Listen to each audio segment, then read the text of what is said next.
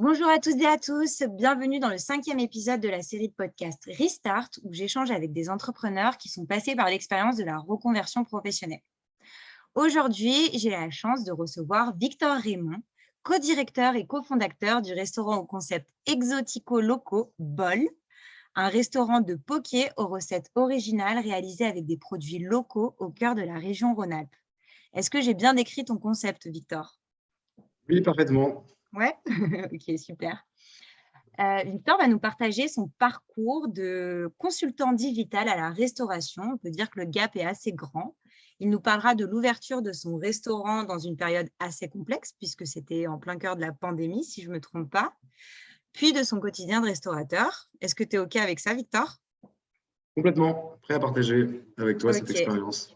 super. Bah, merci beaucoup d'être là, en tout cas. Et ce que je te propose dans un premier temps, c'est de te présenter et de nous dire qui tu es et d'où tu viens. Alors, mon nom est Victor Raymond, comme tu l'as déjà dit. J'ai 28 ans dans quelques semaines. Je suis né dans la région de Valence, une commune de la Drôme, au cœur de Rhône-Alpes, comme tu l'as dit. J'ai eu un parcours assez long à Lyon pendant une dizaine d'années. Une petite parenthèse brève à Marseille également.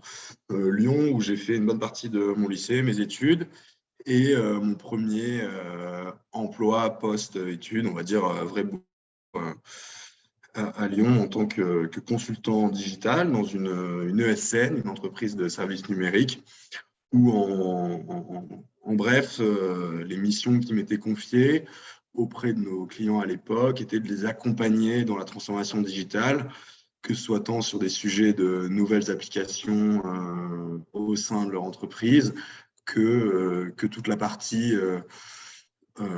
comment on peut dire, change management, donc voilà, la gestion du changement d'organisation que cela pouvait impliquer de changer ces pratiques-là, un petit peu de réglementaire aussi avec la partie protection des données personnelles et la RGPD. Donc j'ai fait ça pendant 2 ans et demi. Donc très technique finalement. Ouais, très technique. En même temps, c'était assez ouvert parce que les avantages, c'est qu'on découvre pas mal de secteurs et de métiers différents.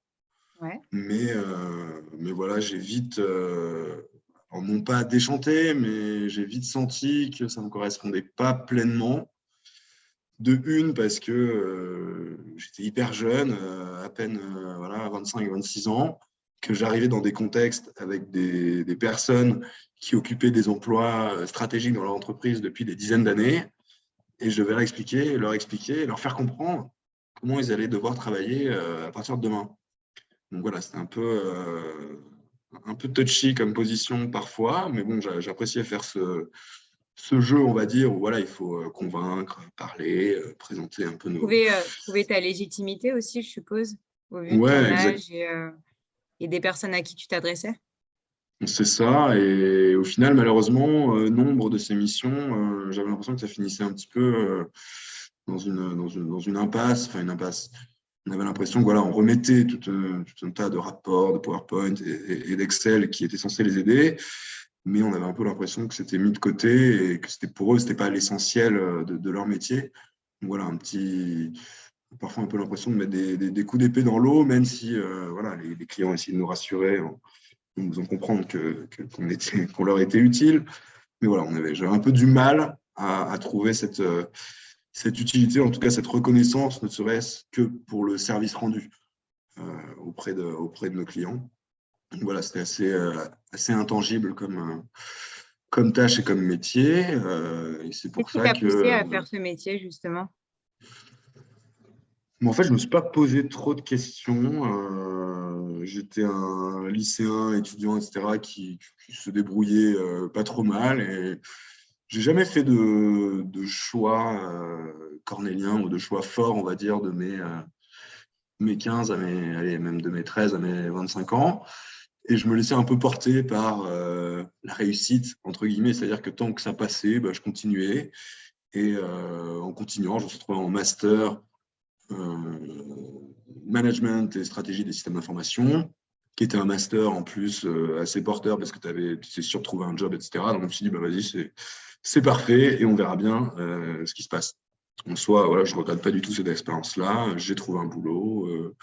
J'ai pu me lancer, on va dire, dans la vie professionnelle par un côté assez plaisant et assez varié pour les débuts. Donc, du coup, tu te laissais porter, si je comprends bien, tu étais bon élève. Tu te laissais porter par la réussite, comme tu dis, ou du moins l'idée que tu te faisais de la réussite, c'est-à-dire là où les bons élèves allaient, là où tu pouvais trouver un job facilement, finalement. Ouais, et là où je réussissais sans trop me décarcasser, je pouvais justement me concentrer sur ce qui m'intéressait plus. J'ai jamais été un grand passionné au final des études. Ça fait un peu bizarre de dire ça quand tu as un bac plus 5, mais voilà, quoi, je faisais le nécessaire pour franchir chaque année et aller au bout du cursus. Donc, je pouvais le faire. Donc, c'est plus comme ça que je le prenais. Quand je dis réussite, c'est pas la réussite pro, Ouais. c'est je réussissais mes examens, donc hop, je continue une année de plus, quoi. Et comme ça, je sais toujours passé. Ben, je suis allé jusqu'au bout du truc. Bon, j'ai pas fait de doctorat, parce que j'avais envie de bosser, mais voilà. Et j'étais bien dans la vie étudiante. Ça me laissait du temps pour faire d'autres choses, pour faire des petits boulots, pour découvrir. Bah, c'était quoi, justement, tu disais, ça me laissait du temps pour faire ce qui m'intéressait vraiment. C'était quoi qui t'intéressait vraiment à cette époque-là? Bah, quand j'étais étudiant, bah, il y a quand même une grande partie du temps qui est occupé aux relations sociales, on va dire, aux amis. Je bossais pas mal aussi, même si je n'avais pas forcément un besoin vital. J'aimais bien me dire que voilà, je pouvais me faire un peu d'argent de poche en travaillant.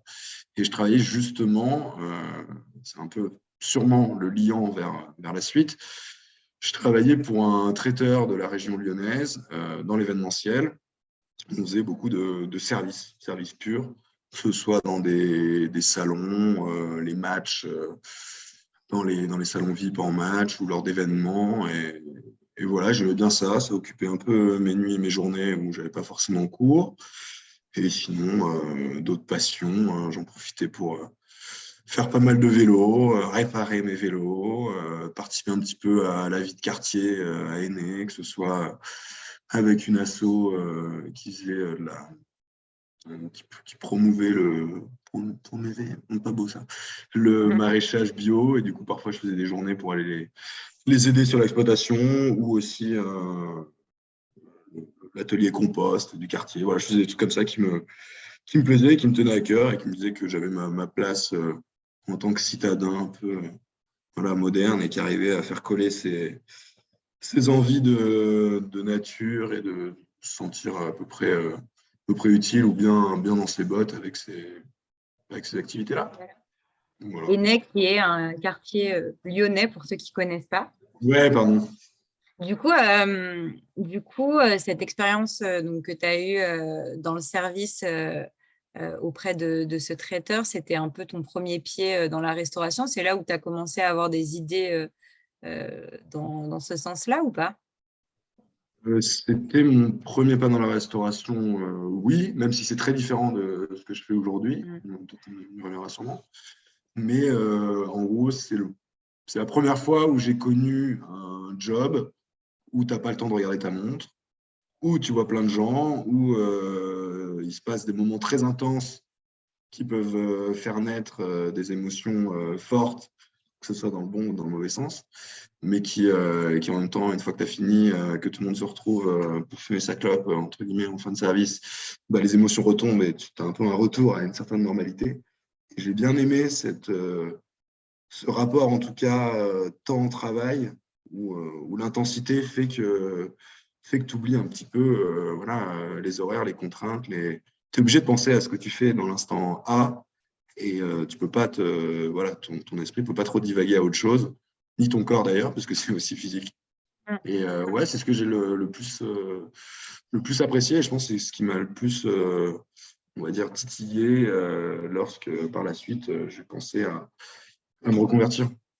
Ah ouais. Donc, c'est vraiment les sensations que tu as vécues pendant ce premier job où le rythme était hyper différent, où tu sentais des sensations, enfin des émotions fortes et comme tu dis, positives comme négatives, ça t'a galvanisé et tu t'es dit que tu avais envie de rechercher ça dans un job. Ouais, ouais, complètement. Parce que mon premier taf de consultant en digital, c'est quand même 80% du temps où tu es assis derrière ton ordi et tu fais soit des réunions, soit tu bosses sur des fichiers qu'il faut préparer, des questionnaires, etc. Et au final, tu es assez passif face à l'écran. Et ça commençait à me peser. Et ça me faisait penser à d'autres choses. Et facilement, j'arrivais à complètement me détacher de la tâche première ou à procrastiner, etc. Alors que là, je veux dire, si quelqu'un te demande de le servir, tu peux pas trop Tu peux pas t'échapper ou procrastiner. procrastiner. C'est assez compliqué. Et ouais, c'est vraiment ça. Après, je me suis dit, je veux plus faire un boulot où je regarde la montre, où j'attends le vendredi soir, où c'est lent, quoi, où c'est mou. Et du coup, je me suis dit, il faut un truc où il y a quand même un challenge au-delà du physique et du service pur, où il y a un challenge un peu différent, où je pourrais être plus maître de mon destin, entre guillemets. Et c'est là où le projet, on va dire, fusionne entre entrepreneuriat et le secteur qui correspond à ce que je voulais faire, quoi.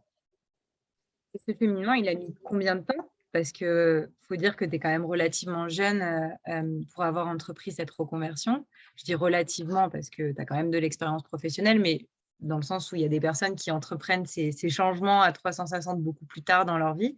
Toi, tu n'as pas attendu d'avoir 15 ans d'expérience professionnelle pour te dire, OK, ça ne me correspond pas. Ça a mis combien de temps? Raconte-nous un peu ton cheminement, justement. Comment ça a commencé? Quand est-ce que tu as eu ce déclic? Alors, j'y réfléchi tout à l'heure. Je pense pas qu'il y ait un vrai déclic. Je pense que c'est Ouais. juste l'aboutissement d'alignement, on va dire, qui fait que en fait, j'ai été conduit vers ça. Alors, je dis pas que c'est ma destinée, mon destin, etc. Mais je pense que voilà, à la fois cette idée, cette envie d'être très maître de son destin, de pouvoir, on va dire, s'en prendre à soi-même si les choses n'avancent pas, et avoir un certain pouvoir sur les événements qui nous entourent au travail et dans sa vie aussi. Et le fait d'avoir toujours été plus ou moins intéressé par le secteur de la gastronomie et de la restauration. C'est un truc quand même que j'ai bien ancré dans ma culture depuis tout petit, quoi, que ce soit voilà, l'héritage familial, entre guillemets, ou avec les amis. J'ai toujours aimé voilà, les moments de partage, les restaurants, un peu les bars. Dans ta Et famille, on aime bien aussi, du coup, bien ouais, ouais, moi, manger, se réunir autour de la table, etc. ouais, carrément. Mais depuis tout petit, c'est ce qui peut même motiver des sorties, des voyages. Donc voilà, c'est quelque chose où on a été élevé voilà, avec comment dire, la passion de la bonne chair, comme diraient nos amis de Brasserie Georges. Et du coup, ouais, ça me paraissait assez évident, entre guillemets. Je ne savais pas sous quelle forme j'allais le faire. Ça aurait pu être différent, soit dans le concept, soit même dans l'approche, hein. Je sais que voilà, j'étais consultant. J'aurais pu aussi partir sur un job de consultant dans le secteur de la restauration. Et j'avoue que j'ai un peu pensé. J'ai même postulé chez Frischti, je crois, de mémoire, qui cherchait des jeunes qui avaient un peu mon profil pour bosser chez eux. Je me suis dit que c'est peut-être la manière de mettre un pied là-dedans avant de se lancer aussi radicalement que de tenter son aventure en créant un concept. Et du coup, petit à petit, voilà, je me suis rendu compte que on va dire, mon ennui au travail, ou en tout cas le fait qu'au boulot, je ne faisais pas assez, ça venait empiéter sur ma vie perso. Et au bout d'un moment, voilà, faut pas que le boulot gâche sa vie, donc il faut faire des choix. J'ai fait un super choix, j'ai démissionné de mon taf de consultant digital. Démission que je regrette un peu après, vu les difficultés que ça a pu créer lors de la création d'entreprise, notamment avec le montage, Pôle emploi, etc. Et Parce que du coup, tu voilà, ceux touchais qui... pas le chômage, en fait. Non, non. Tu as été, c'est quand même assez radical comme décision, c'est de te dire, OK, là, ça va plus. La solution, c'est de démissionner. Je démissionne et peu importe, Et on il n'y a verra pas d'obstacle, bien. quoi. Et je suis retombé en bas de l'échelle, entre guillemets, par rapport à ce que je faisais, où là, j'ai bossé vraiment quasi à temps plein, voire plus pour le traiteur, où tu es payé au SMIC de l'heure, où tu fais des heures plus savoir comment les compter à la fin du mois. Ah Et, oui. euh, et je suis reparti comme ça. Alors, à tous ceux qui veulent se reconvertir, réfléchissez bien. Bon, on a de la chance, et la législation a un peu évolué et on a le droit maintenant de présenter un projet pro avant une démission et en proposant le dossier à Pôle emploi. Si tout est bien ficelé, normalement, on peut être aidé. Voilà, moi, je n'ai pas eu cette chance-là. Après, je me dis que finalement, c'était une contrainte de plus et on travaille toujours mieux sous la contrainte. Donc, je n'avais pas le droit à l'échec, entre guillemets, pour assurer ne serait-ce que ma survie. Donc, voilà. Donc, du coup, tu as Voilà pour le démissionné, début. c'était quand ça, ta démission? Bah, ça date un peu, je pense que c'était en 2019. Alors, il y a eu un bref passage dans une autre entreprise où je pensais que, enfin, c'était une asso, où je pensais que ça allait plus correspondre à ce que je voulais sur l'utilité, le sens. Mais en fait, non, c'était pareil, on était derrière l'ordi et on s'ennuyait. Donc là aussi, enfin, c'était fin de période d'essai, mais ça ne suffisait pas pour avoir des droits. Bref, Ok. on va passer les détails Pôle emploi. Et En voilà, gros, tu as passé l'idée, combien de temps entre la période où tu as démissionné, enfin le moment où tu as démissionné et le moment où tu as créé ton restaurant? eh ben, je crois à peu près 1 an et demi. À peu près Ok. 1 an et demi, sachant qu'il y a 6 mois, on va dire, en surplus qui ont été gagnés grâce au premier confinement et à l'arrivée de la pandémie début 2020. Donc, en fait, au début, tu as commencé par faire tes petits jobs en tant que Mmh. serveur, si je comprends bien. Ouais. Et comment tu as commencé à bosser sur ton projet? Parce que du coup, ce qu'on n'a pas dit au début du podcast, c'est que vous êtes deux. Il y a Oui. toi et Pierre-Camille sur ce projet. Donc, raconte-nous un peu qui est Pierre-Camille par rapport à toi, comment ça s'est monté.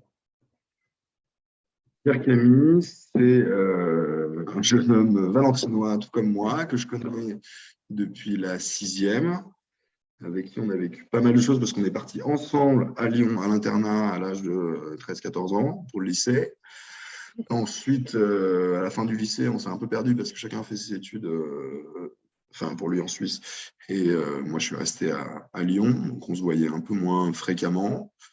Et en fait, mes 25 ans sont tombés, je crois, une semaine ou deux après ma démission.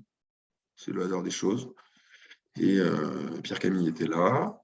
Et il voulait me parler d'un projet. Il ne voulait pas encore en parler à tout le monde. Il a dit, avec toi, j'aimerais bien qu'on en discute. Et lui, il avait fait un voyage en Californie quelques mois avant, justement un peu dans l'idée de voir, de faire un peu de benchmark des concepts qui fonctionnaient bien, des tendances, etc. Et il est revenu dans ses bagages l'idée du Pokéball à Valence, puisqu'à Valence, il y a pas grand-chose sur ce créneau-là. Il n'y avait pas grand-chose. Ouais. Et, et lui, voilà, il avait l'idée de créer un poké comme il l'avait vu en Californie, donc en restant sur le concept classique, avocat, saumon, mangue. Et il m'a proposé de bosser sur le projet avec lui. Donc on a bossé pendant 8-9 mois, vraiment en mode projet. C'est là que j'ai pu aussi, enfin on a pu se servir de nos compétences, de nos vies professionnelles d'avant, justement pour conduire un projet, mener un projet à bien et avoir un peu ce côté chef de projet. Beaucoup de projets. Comment on monte un projet, justement? Parce que c'est hyper intriguant, c'est-à-dire que vous aviez rien, vous aviez une idée, un concept, une ville, et puis vous êtes deux. Comment vous avez fait matcher vos deux cerveaux pour que le projet devienne de plus en plus concret? Et ben, je crois que la première. Alors, c'est assez difficile à répondre parce que il y a l'idée seule et l'idée à deux. Et je pense que le projet à deux ou à plusieurs, hein, ou à 30, est très très différent du projet seul. Il est à la fois beaucoup plus enrichissant, mais peut-être aussi plus contraignant, puisqu'il faut s'aligner, il faut plus se parler. D'ailleurs, c'est facile d'être d'accord avec soi-même. Quand on est deux, ça peut être un peu plus difficile. Donc à deux, on a essayé de faire les choses dans l'ordre et de les faire plutôt bien, je pense. C'est tout d'abord être sûr de savoir qui on était. qu'on se connaissait bien, d'échanger et de partager en toute transparence avec l'autre, à la manière d'un couple, hein, nos points forts, nos faiblesses, les points sur lesquels on doit plus travailler, les points sur lesquels on doit moins travailler, avant d'envisager une réelle collaboration, une réelle association. Comment ça Parce se que l'idée, concrétise, ça? C'est via des échanges, via des exercices? Vous avez juste parlé, du coup? on l'a préparé en amont, on a Ouais. chacun écrit sur un petit papier ce qu'on voulait se dire, et après on se les partageait. On l'a fait comme ça. Et au final, c'est hyper important puisqu'on s'est rendu compte quelques mois plus tard, en allant pour la première fois au rendez-vous avec notre avocate, que c'est la première chose qu'elle nous a dit, quoi. Elle nous a dit, sachez que s'associer, c'est comme un couple. J'espère que vous connaissez très bien l'autre et que vous avez fait le job de vous dire vos vérités, entre guillemets, et vos vérités sur vous-même. Et donc, on a bien fait de le faire. On a fait ça parce que, en fait, l'idée, voilà, une fois qu'on a dit Pokéball, la Valence, je veux dire, ça va assez vite et c'est beaucoup plus exaltant de se dire, on réfléchit sur quel nom on lui donne, qu'est-ce qu'on va faire, où est-ce qu'on va être, à quoi ça va ressembler, on fera ci, on fera ça. Ça vient assez vite. Alors, il faut le cadrer, certes, mais ça émerge facilement.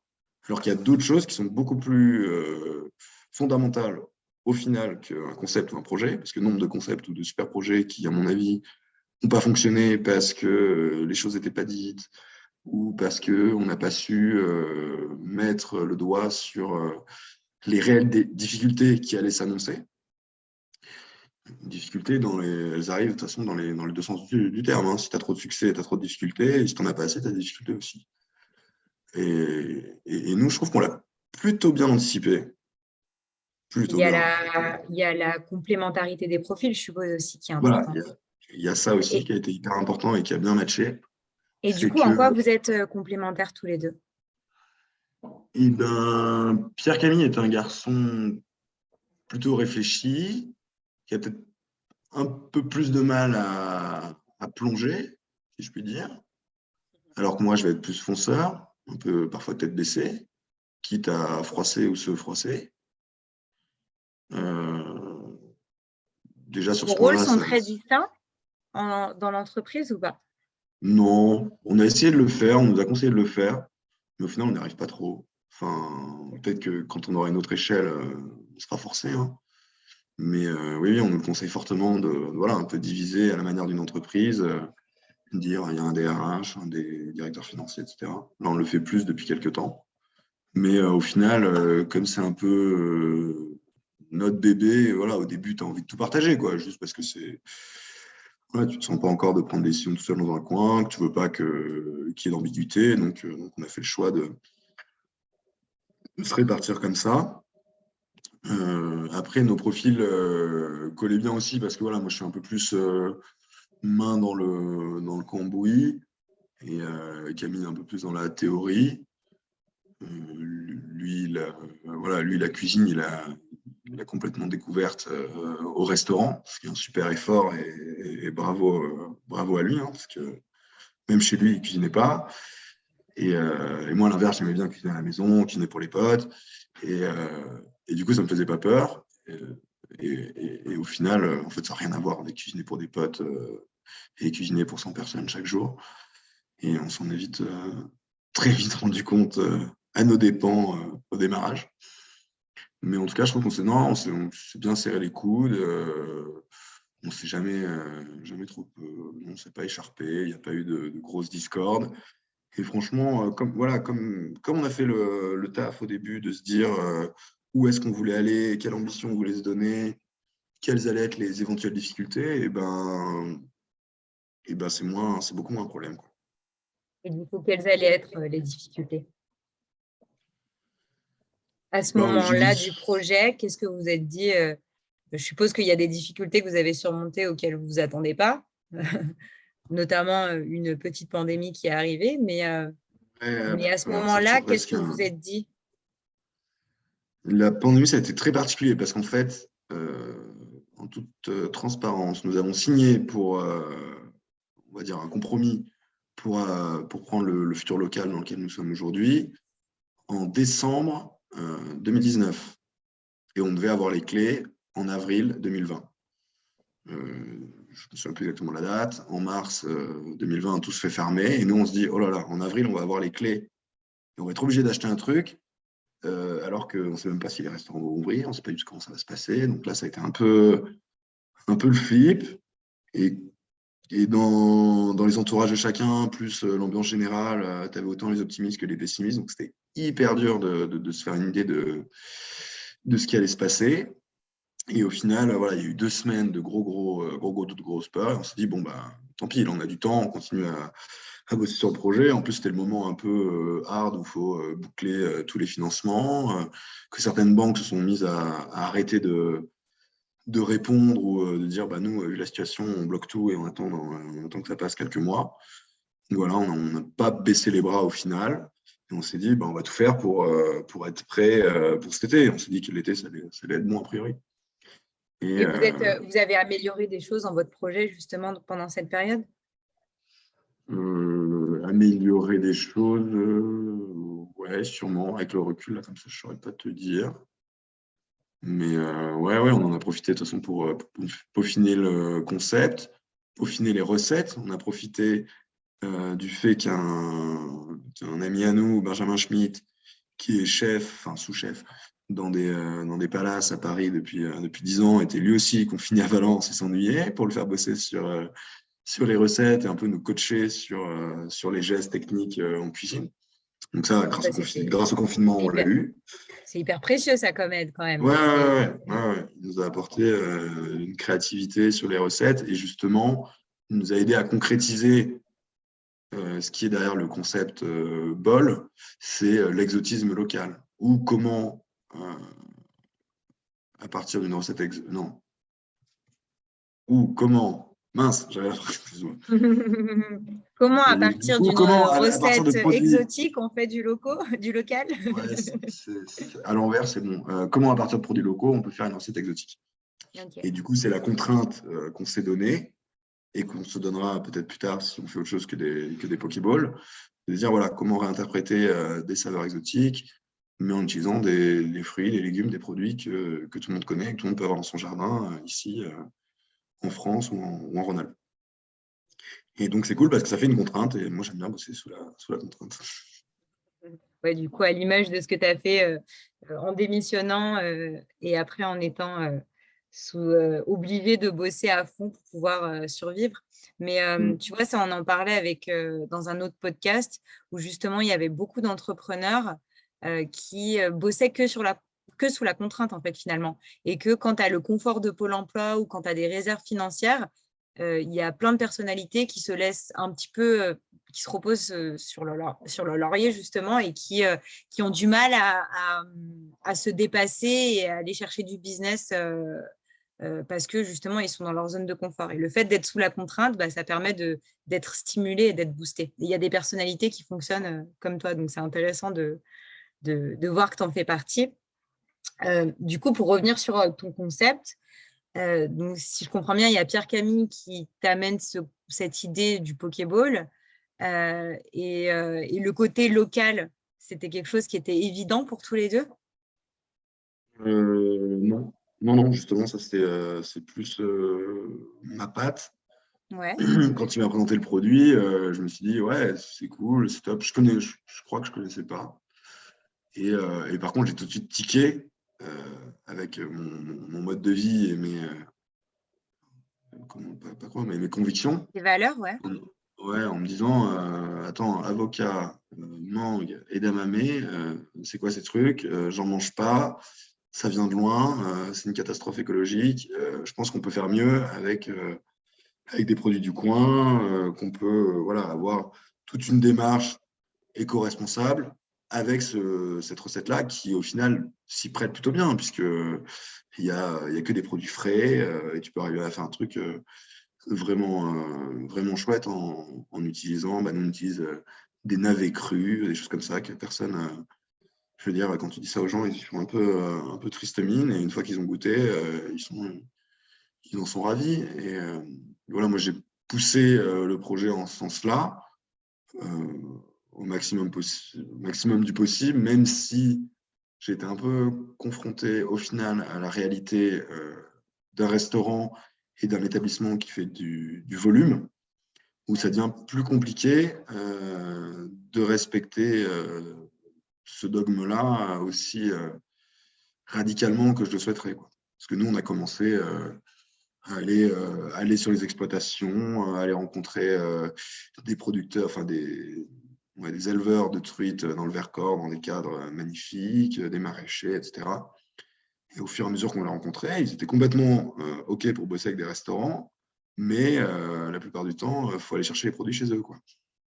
Donc au final, c'est très très compliqué l'approvisionnement en ces produits-là. Il y a certaines initiatives qui essaient de pallier ce souci-là et qui sont des bonnes alternatives justement pour les restaurateurs, mais ça reste encore, voilà, c'est dur de complètement s'affranchir de certains réseaux de distribution connus et du coup on est un peu obligé, Plus pratique. voilà, sur certains points malheureusement. C'est compliqué si tu veux faire, voilà, si tu veux garder un modèle fiable, si tu veux pas courir 2 heures de bagnole de 4 heures à 6 heures du matin pour t'approvisionner,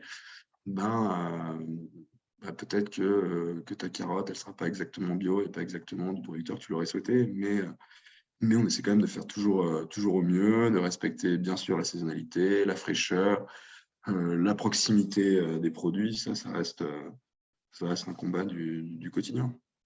Je pense que c'est le challenge de beaucoup d'entrepreneurs, et pas forcément dans la restauration, mais de démarches entrepreneuriales éco-responsables, où tu dois pallier entre tes valeurs, tes convictions et le business, tout simplement, et ta santé aussi mentale, parce que si toutefois tu t'épuises à faire des allers-retours à droite, à gauche pour aller chercher ta truite ou ton navet, effectivement, c'est pas tenable sur le long terme. Donc, c'est un vrai challenge, et le tout, c'est de trouver l'équilibre. Du coup, raconte-nous comment vous trouvez cet équilibre, en fait. Là, on s'est entouré de fournisseurs qui ont eux-mêmes des filières d'approvisionnement assez clean. Alors, il faut juste être attentif, quoi. C'est selon ce que tu commandes, il faut bien préciser du français, du local, sinon, voilà, ils ne prêtent pas forcément gaffe parce qu'eux, ils ont l'habitude je pense, de bosser avec plein d'autres structures au restaurant où, voilà, eux, ce qu'ils veulent, c'est un prix, une quantité et basta. Nous, on essaie d'aller un peu au-delà de ça. Et aujourd'hui, malheureusement, on est un peu trop petit, enfin, on est trop petit pour justement aller à fond dans cette démarche du local. Alors que, j'en sais rien, le jour où tu as 5-6 restaurants, et ben, tu peux avoir une plateforme où là, tu maîtrises vraiment tes achats. C'est un peu l'exemple Big Mama. Hein. Big Mama, ils sont allés trouver les super fournisseurs en Italie, et plus ils sont gros, plus ils ont des produits frais, et plus ils sont livrés souvent, et plus les produits sont de qualité. Et c'est ça que j'aimerais viser. Après, on essaie aussi d'explorer toutes les pistes possibles. Je sais qu'il y a certains, voilà, il est possible de passer des contrats aussi avec des maraîchers pour qu'ils aient vraiment une partie de leur production qui soit dédiée. Et après, il reste le souci logistique, quoi. C'est la fameuse loi du dernier kilomètre qui est très, très compliquée, que ce soit nous au quotidien ou pour les restaurateurs, quoi. Là, Mais tu on fait parles encore le marché. Ouais, vas-y. Mais voilà, on essaie 2 jours par semaine, il y a le marché de Valence juste à côté de notre resto. Donc là, on peut y aller à pied, on peut aller voir les producteurs en direct et on essaie de jongler avec ça, quoi. Les jours complètement verts et les jours un poil moins verts. Et justement, j'allais dire, là, tu parles de logistique, d'achat. La restauration, c'est un métier, c'est très spécifique. C'est pas comme créer son auto-entreprise ou vendre du service, etc. Je suppose qu'il y a il y a des règles à suivre, il y a des techniques optimales. Toi, tu viens pas de ce milieu-là, même si tu as un peu d'expérience en tant que serveur. Ton associé, il avait fait de la restauration avant?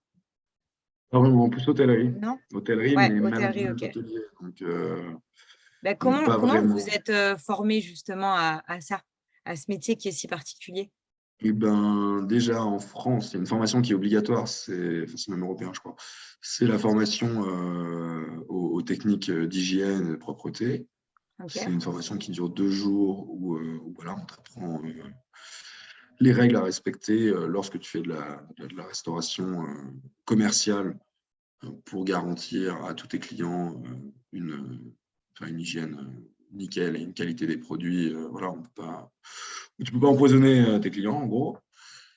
Et il y a une autre formation aussi qui est obligatoire pour ouvrir un établissement de restauration où tu vends de l'alcool, qui s'appelle le permis d'exploitation, et qui reprend aussi certains principes évidents voilà, de gestion, d'accueil, d'affichage de prix, tout un tas de contraintes Domaine réglementaires. légal, ouais. Voilà, tout le domaine légal qui entoure les restos. Et ensuite, on s'est formé. Je me rends compte qu'on était un peu fous parce que on ouvre le 12 ou 13 septembre 2020. 4 jours avant l'ouverture, c'est l'anniversaire de ma copine, donc on se dit, allez, on fait une soft opening, un petit testing, on invite une quinzaine de personnes, on fait manger. Tout se passe bien, ça nous paraît facile. On ouvre, sans faire de pub, zéro comme rien. On se fait éclater. Je ne sais pas combien de couverts on fait, mais au moins 50 ou 60.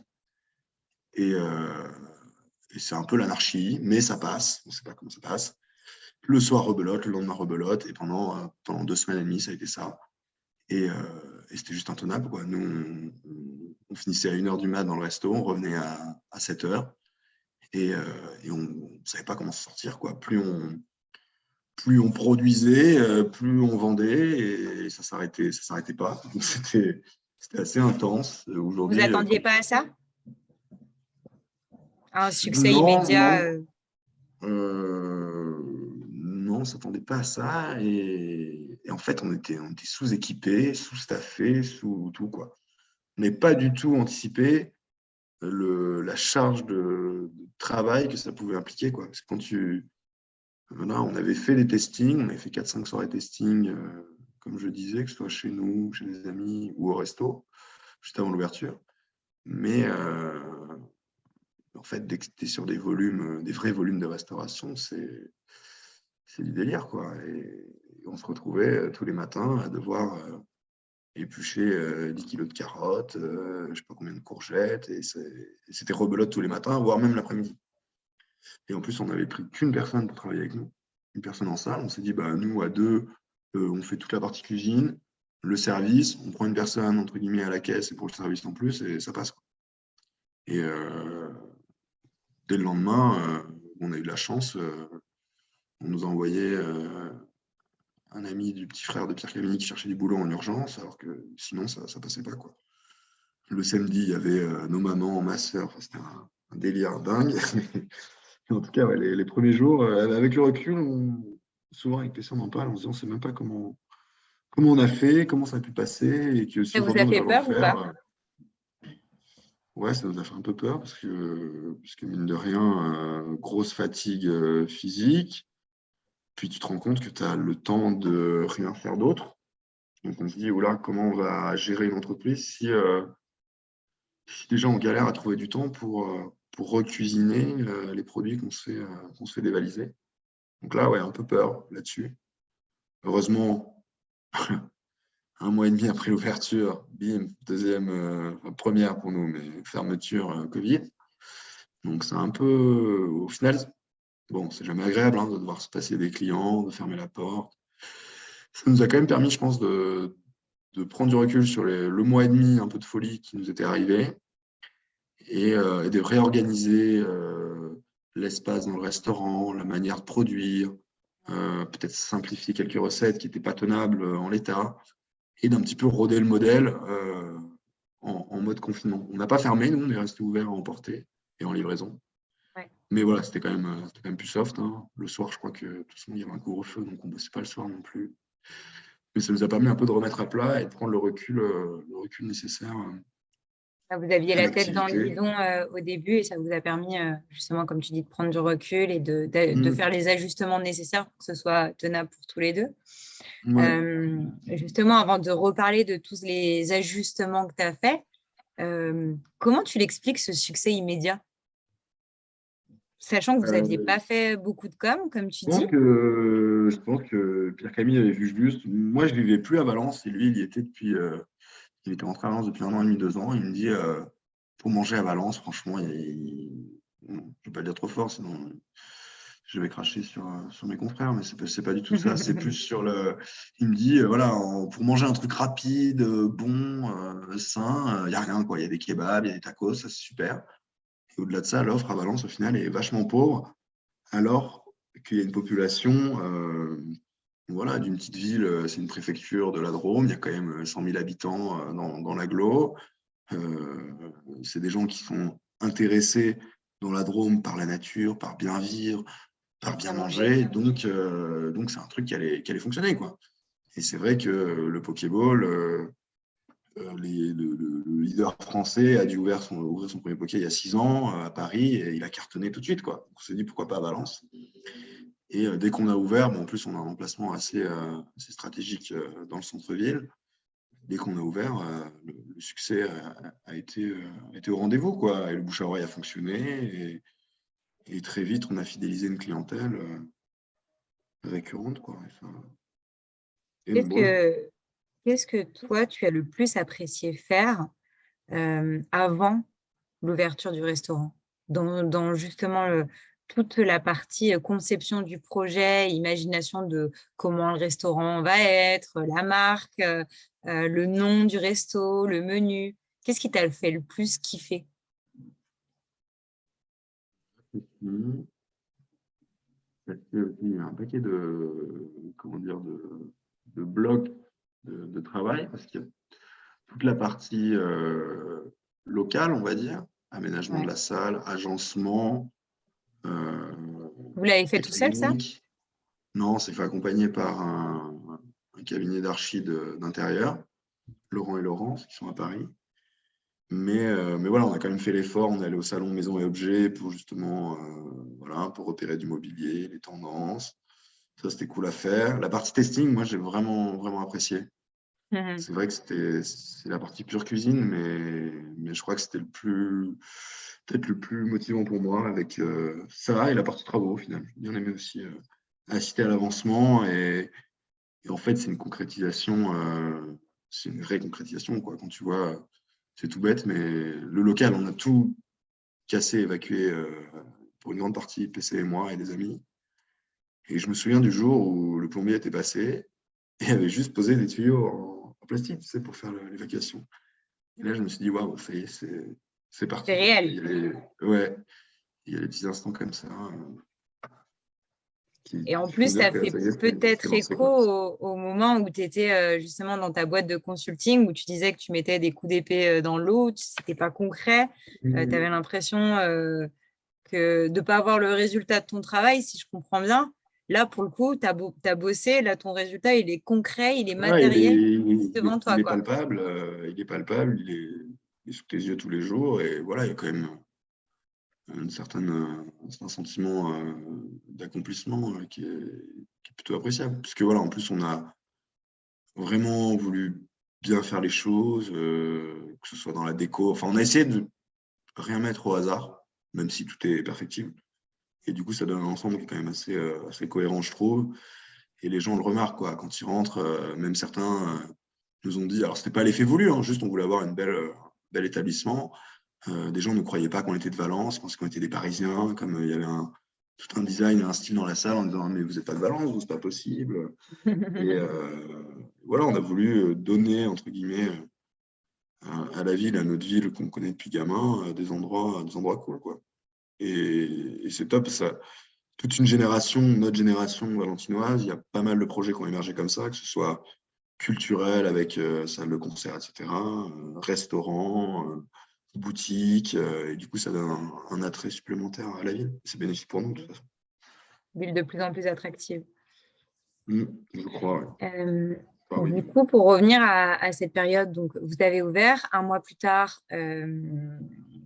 non pas confinement, mais couvre-feu avec fermeture des bars et des restaurants. D'après ce que tu dis, vous ne l'avez pas si mal vécu que ça au final parce que c'était une période de démarrage assez compliquée, assez intense, donc ça vous a permis de souffler et de faire des ajustements. C'était quoi concrètement tous les ajustements que vous avez faits pendant cette période? Ajustement opérationnel. On a refondu un petit peu l'organisation de de la salle et de la méthode pour servir les clients, parce que nous, les clients, on les sert en direct, quoi. Donc, on a un petit peu modifié ça, modifié la partie production, comme je le disais, optimiser le système de caisse, notre fonctionnement comptable, RH, enfin, voilà, tout un tas de choses où au début, on s'était pas forcément entouré au maximum, mais ça nous a permis voilà, de prendre des rendez-vous avec des cabinets RH pour mieux comprendre voilà, l'établissement des payes, la gestion des employés.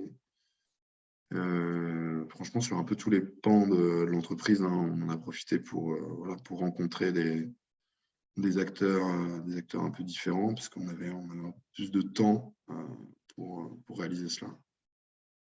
C'est les principaux aménagements. Après, nous, c'est vraiment, enfin, c'est un peu triste à dire, mais cette période de fermeture, je pense que ça a été une opportunité parce que beaucoup de restaurants ont vraiment été porte close.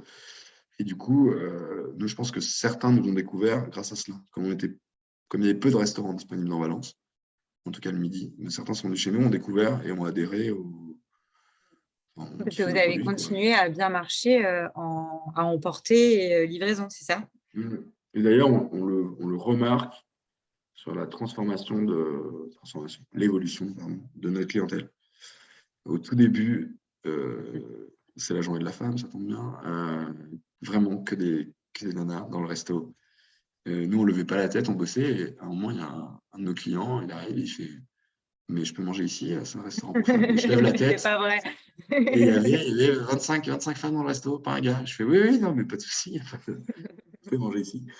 Et après le confinement, ça a vachement évolué parce que plein de gars qui travaillaient dans le centre-ville nous ont goûté et on dit ouais, en fait, c'est pas qu'un truc pour les femmes qui veulent bien manger, etc. Moi, j'apprécie et c'est aussi gourmand et c'est aussi voilà, c'est assez universel au final.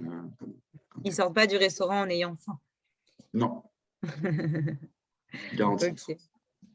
Donc, du coup, tu as senti une vraie différence à la réouverture des terrasses et des restaurants au printemps dernier où là, votre gestion était plus fluide, c'était plus simple pour tous les deux? Ouais, carrément. Carrément. On était mieux organisés. On faisait moins d'erreurs aussi, hein, parce que une bonne organisation limite le risque d'erreur. Du coup, on n'avait plus de rupture de stock. C'est quelque chose qu'on a pu connaître. Voilà, on s'est vraiment amélioré sur ces points-là qui sont un peu la base pour un restaurant, même si voilà, dans on va dire les ruptures de stock n'ont jamais trop choqué les clients, puisque ça reste quand même un signe de fraîcheur, que tout est fait maison, que s'il n'y en a plus, bah, il n'y en a plus, quoi. Je peux pas recréer, ouvrir une poche ou une boîte de conserve et continuer à servir, quoi. C'est dingue parce que d'après ce que tu racontes et si on fait la rétrospective au moment où tu devais lancer le projet, c'est-à-dire en avril 2020, finalement, ces 2 périodes de confinement, couvre-feu, vous les avez vraiment pris comme des opportunités parce que ça vous a permis d'améliorer vos recettes, d'améliorer votre gestion et du coup d'arriver encore plus fort avec une meilleure gestion, des meilleurs produits au final, quoi. Moi, je pense, de toute façon, c'était un peu, enfin, ça a été particulier pour tous, hein, ces périodes-là, mais comme on est resté en mouvement, entre guillemets, que ce soit physique quand on a continué à bosser ou mental projet lors du premier confinement, et ben on n'avait pas trop le choix que de voilà, se poser, on avait le temps de s'appeler et on pouvait, voilà, c'était aussi un peu plus relax, quoi. Il n'y avait pas la contrainte de demain je dois faire ci, je dois faire ça.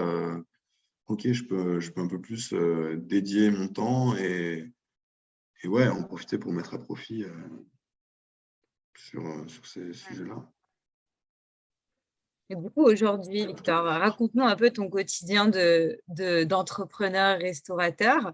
Comment sont tes journées? Est-ce qu'elles sont plutôt routinières? Est-ce que tu as des missions plutôt variées?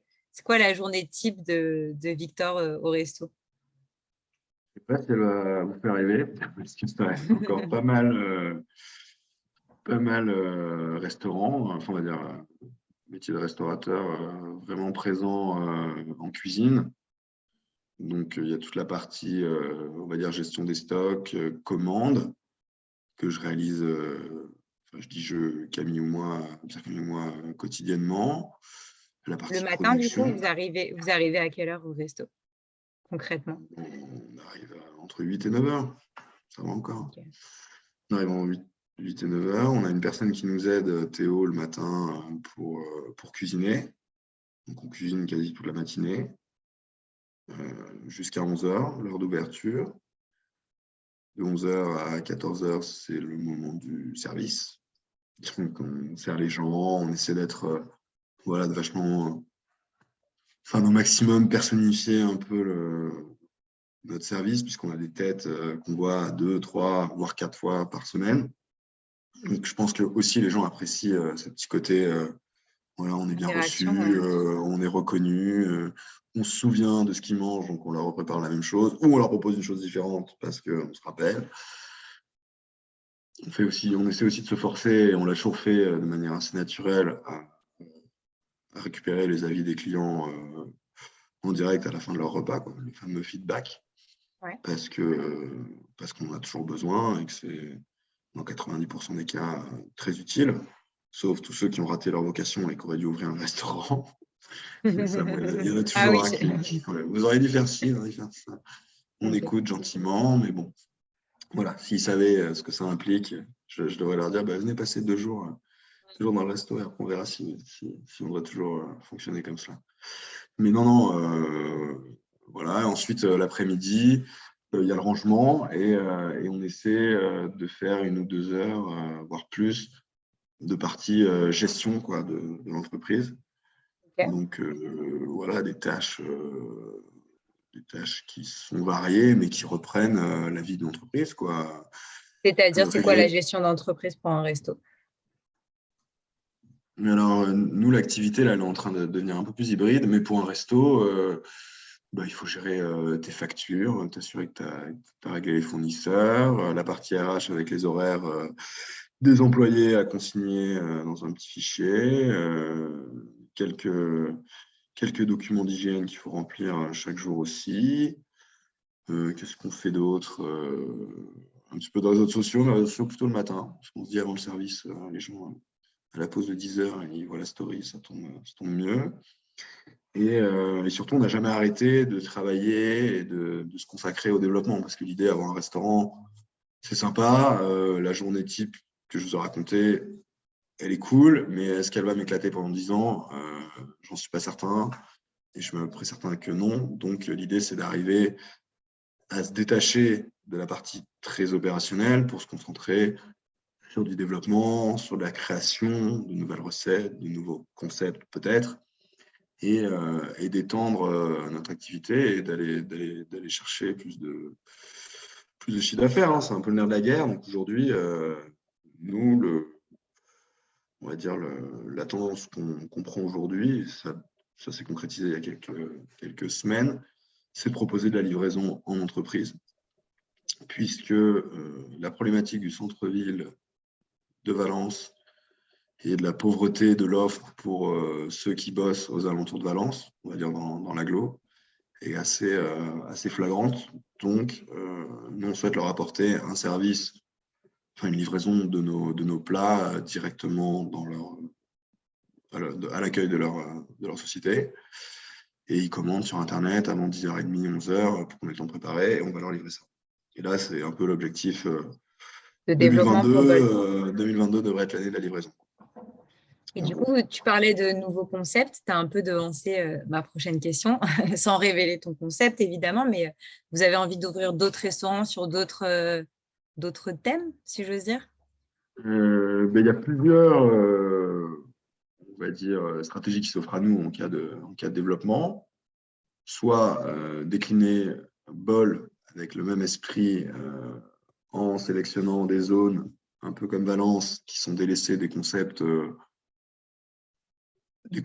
ce type-là dans la restauration. Donc on peut penser aux plus petites villes. Alors je ne pourrais pas en citer dans toutes les régions pour ceux qui nous écoutent, mais voilà, aux villes de taille moyenne. Tu peux dire Saint-Étienne pour me faire plaisir. Ouais, Saint-Étienne, ça commence à être gros. Voilà.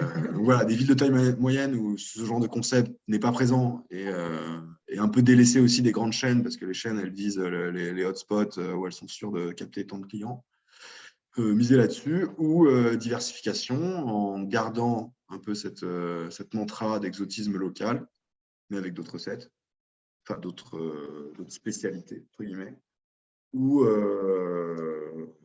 ou, euh, ou aller au max vers l'offre entreprise pour avoir une qualité, on va dire, de vie et de business qui se rapproche du rythme d'une entreprise classique, quoi. Parce qu'aujourd'hui, on sait que le problème dans les métiers de la restauration, on en parle beaucoup, c'est la perte des vocations, fuite des talents, parce que ouais, c'est horrible de bosser en coupure, d'avoir une pause de 15 à 18 heures, de travailler tous les soirs, les samedis, et je le comprends.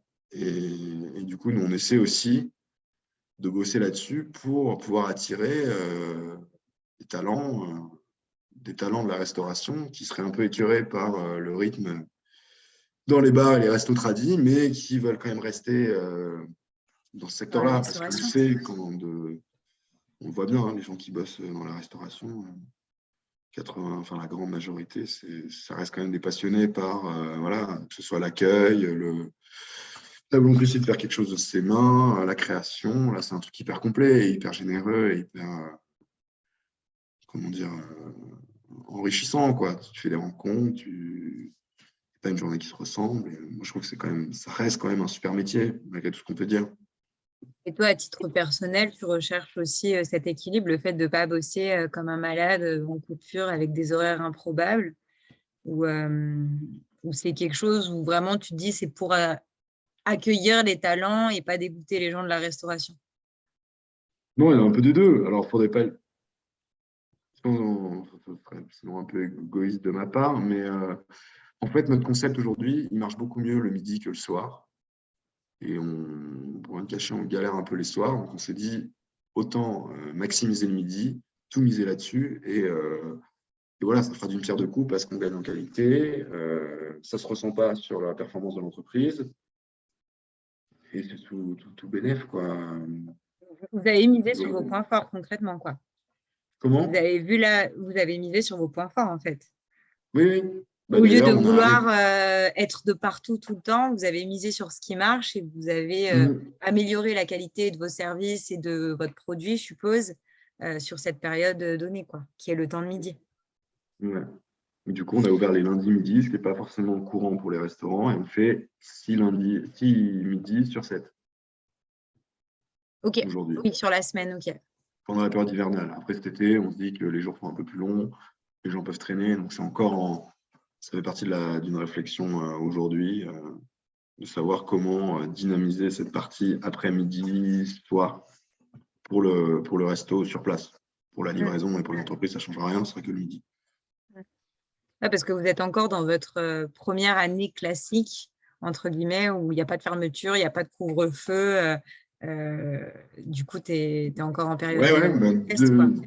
2022 sera la première année pleine sans les contraintes pandémie, quoi. J'aime bien les contraintes, mais celle-là, si on peut s'en passer. Celle-là, c'est bon, on en a déjà assez eu.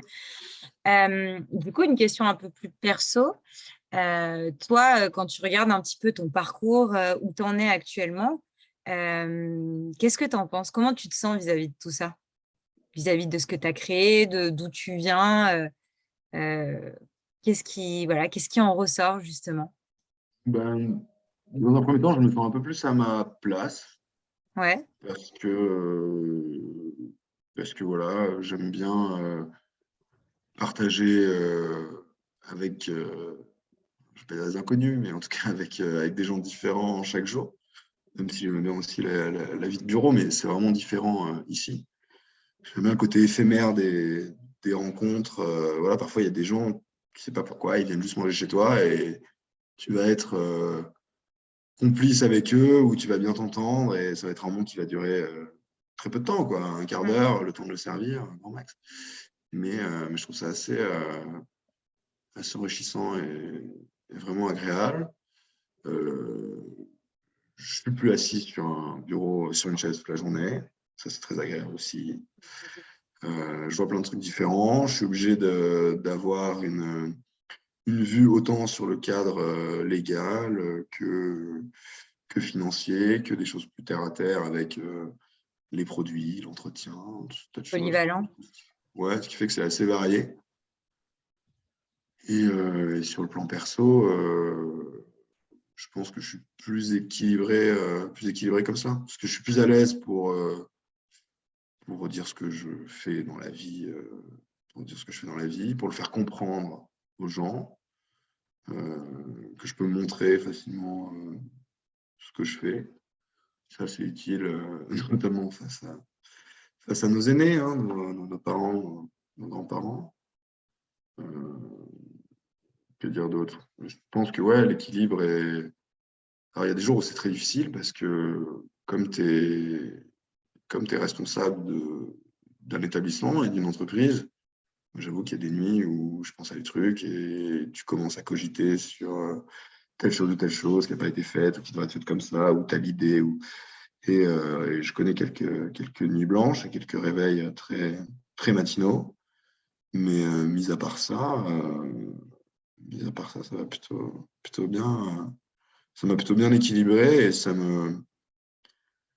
aussi un peu un défouloir, quoi. Comme il y a le côté physique, tu peux décider de t'enfermer dans la cuisine en écoutant la musique à fond et couper des carottes. Je veux dire, C'est un peu ça. l'effet endorphine comme on peut ressentir dans le sport. Justement, tu es à fond dans ton truc et tu penses à rien, quoi. Mais ouais, c'est ça. C'est ça. Et je Et regarde je pas t'ai trop. pas posé, je t'ai pas posé la question tout à l'heure. Est-ce qu'il y a des gens dans votre entourage proche qui ne croyaient pas ou qui vous ont dit, mais vous êtes complètement fou, qu'est-ce que vous faites? Est-ce que tu as eu ce type de profil euh, proche de toi? Oui, je l'ai eu, mais en fait, ça a été biaisé par la pandémie, quoi. S'il n'y avait pas eu le Ouais, Covid, je pense que je ne l'aurais pas eu. ok. Ma mère Donc, c'est parce qu'il y a eu la pandémie que les gens vous ont dit, Ouais, ok. vraiment. S'il n'y avait pas eu ça, je pense pas. Mais c'est vrai que j'étais chez ma mère en début de confinement parce qu'il y a une maison et que je voulais avoir un extérieur, c'était un peu plus sympa qu'à Lyon. Et elle, ouais, ça l'a vachement impacté, je pense. Et c'est plus le côté protecteur qui devait parler en disant, mais tu te rends pas compte dans quelle période on va, tu veux faire un restaurant, t'es fou. Et certains ont eu cette réflexion-là, hein, qui était très juste aussi, hein. C'est normal Et dans légitime, ouais. un temps de crise inédite comme celle-ci, de se dire, oula, on se repose sur ce qu'on a, on fait surtout attention à ce qu'on tente pour pas prendre de risques, quoi. C'est le côté rassurant. Et je pense que oui, mais même moi, je les ai eus, hein. Est-ce qu'elle n'avait pas besoin de me le dire pour me dire, oh là là, qu'est-ce qu'on est en train de faire dans ce contexte-là, quoi, et de flipper un Et peu. pas complètement inconscient vis-à-vis de tout ça. Mm. Une question aussi qui me trottait dans la tête. Comment a évolué ta relation avec ton associé, avec ce projet? Qu'est-ce qui est différent maintenant? Bah, franchement, on est toujours autant amis. Ouais. C'est pas parce qu'on a passé la journée ensemble à bosser que le soir, on n'est pas au resto encore tous les deux ou qu'on sort pas ensemble. Ça n'a pas trop bougé. Mm. Même parti un peu en vacances cet été ensemble, pour dire. Vous pouvez Et, plus vous quitter, quoi. non, quand même pas. Mais franchement, sur le plan amical, ça n'a rien changé ou peut-être renforcé, parce que comme tu le vois tous les jours, bah, forcément, tu partages un peu plus sur ton quotidien et sur les choses de la vie. Après, je pense que ça nous a aidés tous les deux, et on l'a vu à grandir un peu et à évoluer, que ce soit quand tu prends des responsabilités côté professionnel, bah, tu es obligé d'en prendre sur ta vie personnelle, de mûrir un peu et de se dire bah, je ne peux plus agir de manière complètement libérée parce que tu es aussi un peu le garant ou le porteur de l'image de ton resto à Valence, qui reste une petite ville. Donc voilà, il y a aussi ce Côté truc-là. responsabilité, ouais. Nous, franchement, on est vachement soudés, on se comprend facilement. Et s'il y a des périodes où l'un ou l'autre s'éloigne un peu trop de ses responsabilités, on sait dire aussi, bon, il faut qu'on se remotive et repartir de l'avant. Parce que tu peux Vous pas être. communiquez facilement. Voilà, on est tous, on reste tous des êtres humains, on a des périodes où on est plus ou moins motivé pour engager des projets plus ou moins dynamiques. Si demain, tu as deux jeunes comme vous étiez il y a quelques années qui viennent vers vous pour vous demander des conseils. C'est des meilleurs potes et ils veulent ouvrir un resto ensemble. Ils n'y connaissent pas grand-chose. Si tu devais leur donner 3 conseils, si tu devais en sélectionner 3, petite gymnastique de cerveau, ce serait quoi tes 3 conseils principaux pour entreprendre dans la restauration avec un de tes meilleurs potes? J'ai presque déjà donné un peu plus tôt. C'est tout un resto avec ton meilleur pote. Assure-toi de te connaître, de le connaître et faites le job en toute transparence de vous dire aussi, nous on a fait ça aussi, de dire ce dont tu as peur chez l'autre. Bon, Pas être susceptible du coup. Ouais, mais il faut C'est pas savoir. compliqué ce moment? Non, il faut savoir le dire d'une bonne manière. Puis voilà, si t'es ami, c'est que c'est pas non plus complètement un gars que t'aimes pas ou en qui t'as pas confiance, quoi. Donc juste dire, moi j'ai peur que voilà, j'en sais rien, si on parle pour moi, que tu te braques, que tu partes tout droit dans un coin, j'en sais rien. Voilà, ça peut, voilà, être certain, c'est pas parce que tu es ami que ce sera ton meilleur associé business. Et au-delà de ça, si c'est vraiment ton meilleur ami, assure-toi de ne pas le perdre à cause du business. Parce que voilà, dans mon entourage, j'ai aussi vu des histoires assez tristes où des gens très proches ont lancé un business ensemble. Le business n'est pas bien passé, ou L'amitié en pâtit. l'entente s'est pas bien passée, et qu'on le veuille ou non, après c'est un peu mort, quoi. Enfin, ça change quelque chose. On connaît tous une histoire comme ça, je pense. Il y a quelque chose qui est un peu brisé derrière. C'est comme les colocations. Et, deuxième conseil, dans la restauration, il y a de moins en moins de vérité dans les restaurations. S'assurer d'avoir le bon produit. Et franchement, en France, on dit c'est le pays de la gastronomie, machin, machin. Et ben, il y a carrément de la place pour faire quelque chose si tu le fais bien.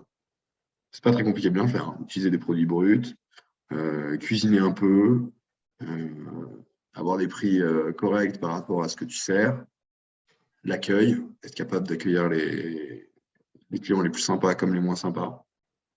Si tu en as qui sont très antipathiques, il faut garder le sourire. De toute façon, tu vas le voir 3 minutes, qu'est-ce que ça te coûte?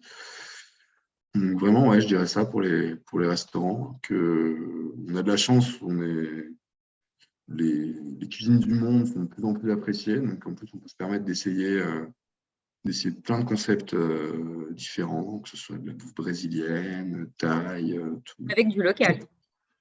Avec du local.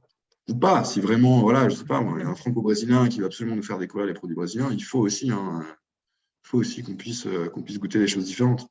Et après, on essaiera de les faire pousser ici si on y arrive, mais c'est un peu ça aussi l'idée. Ce serait dommage de se priver des influences et des produits qui viennent aussi de l'autre coin du monde parce qu'il y a des produits de dingue à essayer. Et je sais que les voyages sont aussi souvent, enfin, moi j'en profite aussi souvent pour faire un voyage gastronomique et culinaire, en tout cas pour goûter les spécialités. En tout cas, il y a de la place. Il ne faut pas qu'on laisse toute la place aux chaînes. Donc, voilà, si vous êtes jeune, créez votre propre concept. N'allez pas forcément vers une franchise où on fait miroiter quelque chose de facile, où le boulot est pré-mâché. Le boulot peut se faire, de créer, de trouver un nom, une marque, un concept. Ça se fait surtout, voilà, surtout avec toutes les influences qu'on peut avoir, tout ce qu'on peut voir sur les réseaux sociaux. Il y a de quoi s'inspirer et aussi de se démarquer. Et il en reste un à donner.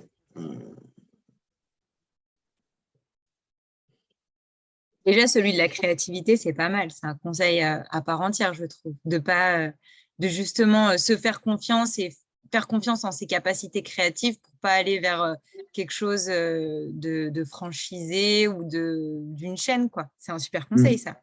de croire en soi et de croire en ses idées et de se dire que en France, justement, il y a les produits qu'il faut, il y a de la place pour tout le monde, il y a un marché pour tout le monde si on a une bonne offre, quoi. Oui, exactement. Et Est-ce qu'on peut... si Ouais, peut-être le dernier pour tout entrepreneur ou concept, c'est vraiment chercher la cohérence dans ce qu'on fait, dans les tâches au quotidien. Je pense que c'est vraiment un mot qu'il faut garder en tête, de se dire que si on a envie de faire tel concept, appliquer telle méthode, tel principe, et essayer de le garder en fil rouge. De le garder en fil rouge et de se l'appliquer, que ce soit pour le choix d'une chaise, d'une serviette ou d'une recette. Et je pense que ça, c'est un conseil. Est-ce que tu peux donner un exemple concret, très pratico-pratique, sur ton restaurant où tu fais preuve de cohérence?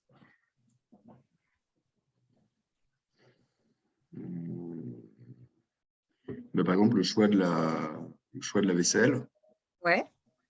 On a rencontré à Lyon une potière, Sylvie, espagnole, qui s'est reconvertie d'ailleurs, si tu veux son contact, qui s'est reconvertie dans la poterie et qui nous a du coup façonné, fabriqué sur mesure des bols magnifiques en porcelaine, en reprenant nos couleurs, l'idée qu'on voulait dégager. Et elle s'est un peu imprégnée de ce qu'on disait, notre expérience et du concept pour faire une création unique.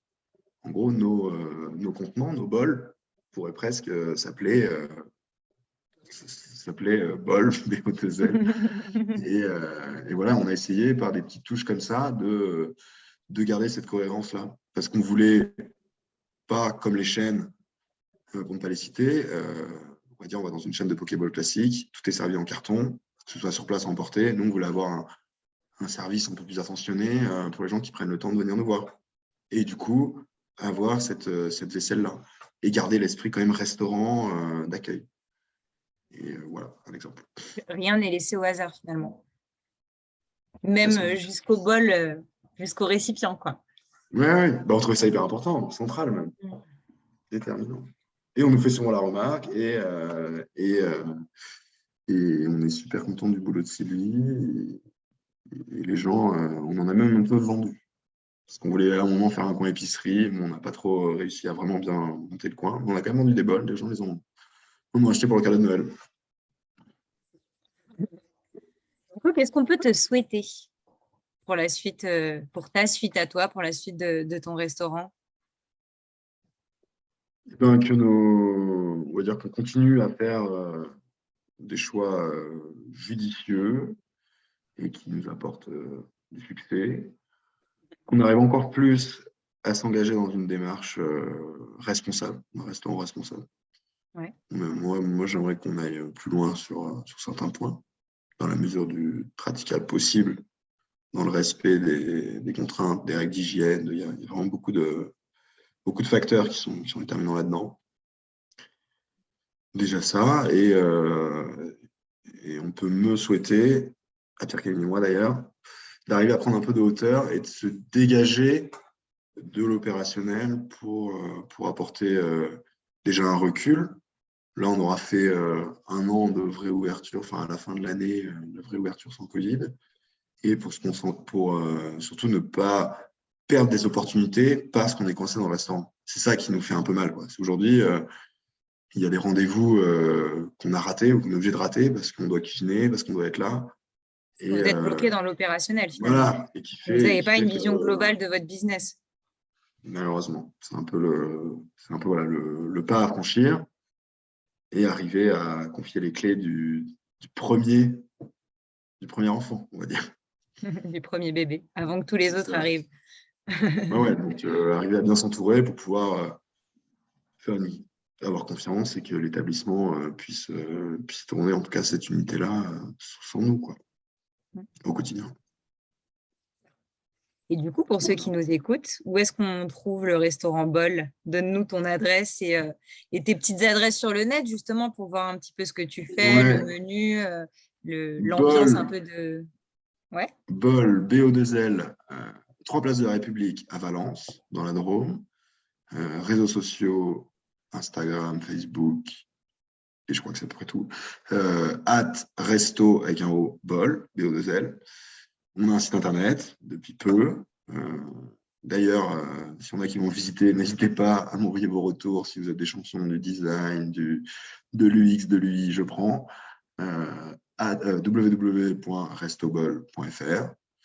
Et après, TripAdvisor, Google classique, si vous voulez voir des photos de l'intérieur du resto, les super avis de nos clients. Très important aussi. Bah, super. Tu as passé un bon moment? Excellent. Merci, Lisa. Merci à toi. C'est assez.